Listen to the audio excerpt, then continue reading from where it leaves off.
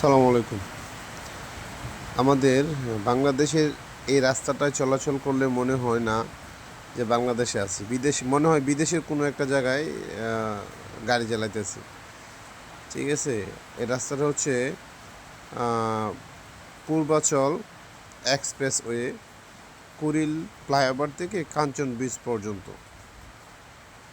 খুব ভালো লাগে এই রাস্তাটায় চলাচল করলে অথবা গাড়ি চালাইলে।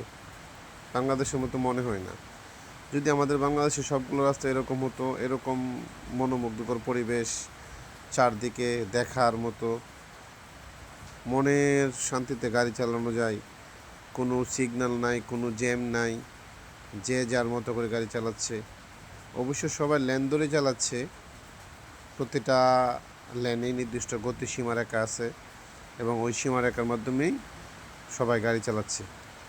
এবং একটা মজার বিষয়, আমাদের এই রাস্তাটায় বাংলাদেশ সরকার ক্যামেরা ফিট করে রাখছে। যদি কেউ ওভার স্পিডে গাড়ি চালায়, দেন তার নামে অটোমেটিক জরিমানা হয়ে যায়। ঠিক আছে, এবং কেউ রং গাড়ি ড্রাইভ করলে তার নামে তার গাড়ির যে নেম প্লেট বা ক্যামেরার স্ক্রিনশটের মাধ্যমে, এটা শুনছি, মামলা হয়ে যায়। সুতরাং এই রুটে যারা গাড়ি চালাবেন খুব সাবধানে এবং চিন্তা